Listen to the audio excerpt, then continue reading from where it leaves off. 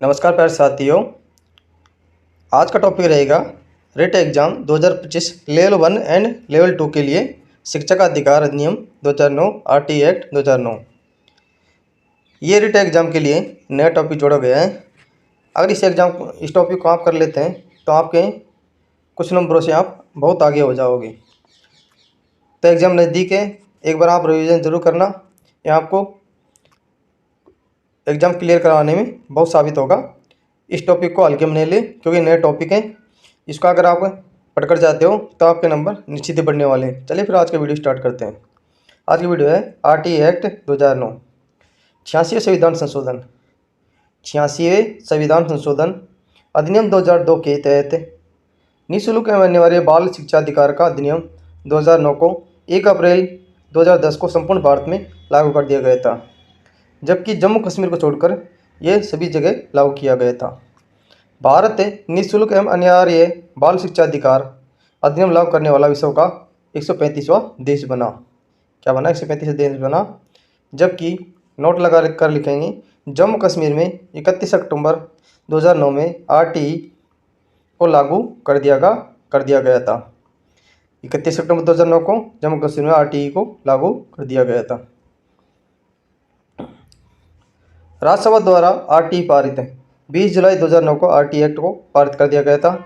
लोकसभा द्वारा आरटीई पारित 4 अगस्त 2009 को।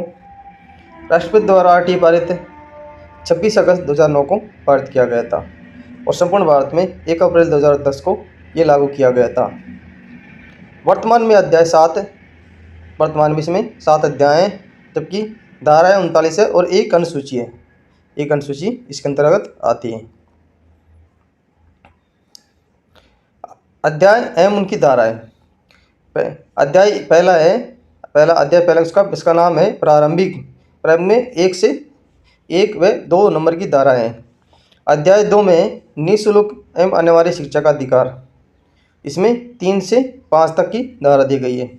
अध्याय 3 में समुचित सरकार स्थानीय प्राधिकारीय माता पिता के कर्तव्य, जो धारा 6 से 11 तक आता है। धारा 6 से 11 तक आता है। नेक्स्ट है अध्याय 4। अध्याय 4 में क्या है? अध्याय 4 में विद्यालय एवं शिक्षकों की उत्तरदायित्व, जो धारा 12 से 28 तक आता है। धारा 12 से 28 तक आता है।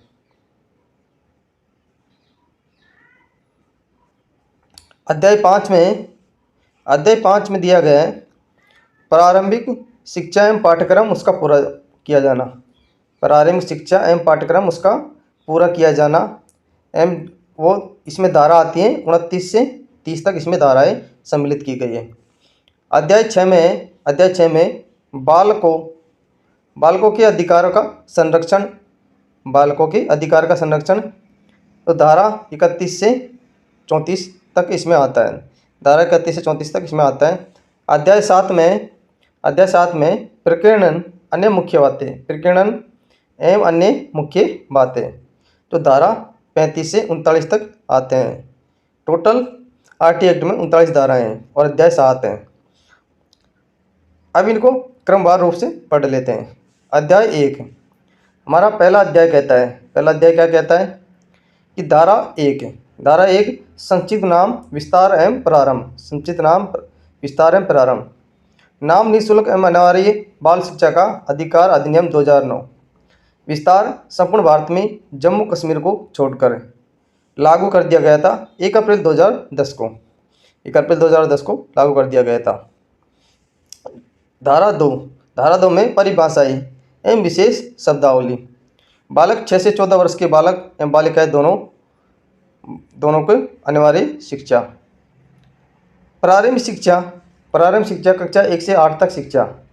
असुविधाग्रस्त क्षेत्रों के बालक, अनुसूचित जाति, अनुसूचित जनजाति, सामाजिक, सांस्कृतिक, भौतिक, भौगोलिक, शैक्षिक दृष्टि से पिछड़े क्षेत्रों के बालक प्रारंभिक शिक्षा में शामिल किया गया है। दुर्बल वर्ग के बालक में गरीबी रेखा से नीचे जीवन यापन करने वाले बालक 2.5 लाख यानी 2.5 लाख से कम आय वाले बालकों को इसमें शामिल किया गया है।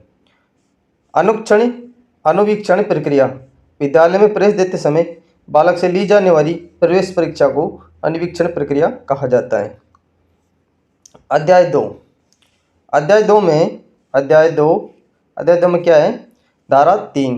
धारा 3 से 5 तक अध्याय 2 में आता है, जिसमें 6 से 14 वर्ष तक के बालकों को पास के विद्यालय में निःशुल्क एवं अनिवार्य प्रारंभिक शिक्षा प्राप्त करने का अधिकार होगा। धारा 4 में बताया गया है, अनामांकित या स्कूल बीच में छोड़ चुके बच्चों को उनकी आयु के अनुसार कक्षा में प्रवेश मिलेगा तथा ऐसे बालकों को अन्य बालकों के समान रहने के लिए विशेष प्रशिक्षण प्राप्त करने का अधिकार होगा। अध्याय 2 की धारा 5 क्या कहती है? अध्याय 2 की धारा 5 बताती है, प्रत्येक बालक को प्रारंभिक शिक्षा पूर्ण करने तक एक विद्यालय से दूसरे विद्यालय में स्थानांतरण करने का अधिकार होगा। क्या होगा? प्रत्येक बालक को प्रारंभिक शिक्षा पूर्ण करने के पश्चात दूसरे विद्यालय में स्थानांतरण करने का अधिकार होगा। ये किस में आता है? धारा 5 में आता है। धारा 5 में आता है, जो अध्याय 2 के अंतर्गत आती है। अध्याय 3 हमारा क्या कहता है? अध्याय 3 में बताया गया है, धारा 6। अध्याय 3 की धारा 6, आरटीई लागू होने के 3 वर्षों के अंदर ऐसे स्थानों पर विद्यालय स्थापित किए जाएंगे जहाँ विद्यालय नहीं है। जहाँ क्या है? विद्यालय नहीं है। प्रत्येक 1 किलोमीटर क्षेत्र में एक प्राथमिक विद्यालय होगा। प्रत्येक 2 किलोमीटर क्षेत्र में एक उच्च प्राथमिक विद्यालय स्थापित किया जाएगा। उच्च प्राथमिक विद्यालय स्थापित किया जाएगा। प्राथमिक विद्यालय यानी कि 1 से 5 तक रहता है, और उच्च प्राथमिक विद्यालय 1 से 8 तक को उच्च प्राथमिक विद्यालय कहा जाता है। धारा 7 है, आरटीई के संबंध में केंद्र एवं राज्य में आर्थिक अनुदान का अनुपात वर्तमान में 60:40, पूर्वोत्तर राज्यों में 90:10 का रेशियो रखा गया था। धारा 8 में बताया गया है, समुचित सरकार के कर्तव्य। धारा 9 बताती है, स्थानीय प्राधिकारी के कर्तव्य। धारा 10 बताती है, माता पिता एवं संरक्षक का कर्तव्य है कि बालकों को निःशुल्क अनिवार्य शिक्षा प्रदान करें। अध्याय 3 की धारा 11 कहती है, 3 से 6 वर्ष के बालकों के लिए विद्यालय पूर्व शिक्षा प्रदान करने की व्यवस्था समुचित सरकार के द्वारा की जाएगी। विद्यालय पूर्व शिक्षा एवं देखरेख आंगनबाड़ी में होगी। अध्याय 4 है। अध्याय 4 में बताया गया है, अध्याय 4 में धारा 12 बताती है। अध्याय 4 की धारा 12 क्या कहती है? निजी विद्यालयों में कमजोर वर्ग के बालकों को सीटों में 25% आरक्षण दिया जाएगा। धारा 12 क्या कहती है? 25% आरक्षण दिया जाएगा।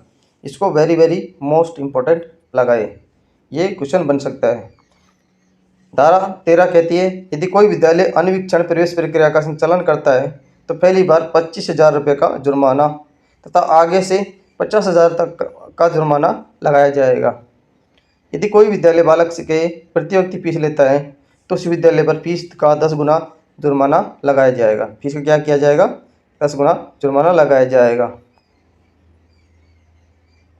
धारा 14 बताती है, प्राथमिक शिक्षा में प्रवेश के लिए जन्म प्रमाण पत्र अन्य दस्तावेजों की आयु का आधार होगा, परंतु किसी बालक की आयु के सबूत न होने पर विद्यालय में प्रवेश से मना नहीं किया जा सकता है। धारा 15 बताती है, बालक को विद्यालय में प्रवेश सरकार के द्वारा निर्धारित की गई तिथि के अनुसार ही दिया जाएगा, लेकिन किसी भी परिस्थिति में बालक को विद्यालय में प्रवेश से वंचित नहीं किया जाएगा। धारा 16 बताती है, धारा 16 है, प्रारंभिक शिक्षा में किसी भी बालक को फेल नहीं किया जाएगा, नहीं बालक को विद्यालय से निकाला जा सकता है। नोट, निःशुल्क अनिवार्य बाल शिक्षा संशोधन विधेयक 2009 का संबंध डिटेंशन पॉलिसी से है, अर्थात बालक को प्राथमिक शिक्षा में फेल किया जा सकता है या उसी शिक्षा में रोका जा सकता है। धारा 17 कहती है, बालक को शारीरिक और मानसिक रूप से प्रताड़ित नहीं किया जा सकता, ना ही अपमानजनक शब्दों का काम में लिया जा सकता है। धारा 18 कहती है, कोई भी विद्यालय सरकार की मान्यता के बिना संचालित स्थापित नहीं किया जाएगा। उल्लंघन करने पर 1 लाख रुपये, निरंतर उल्लंघन करने पर 10,000 जुर्माना लगाया जाएगा। धारा 19 बताती है, विद्यालय के मान या मानक विद्यालय भवन, पुस्तकालय, प्रयोगशाला, प्रधानाध्यापक कक्ष, शौचालय आदि। धारा 20 है, केंद्र सरकार RTE में संशोधन कर सकती है।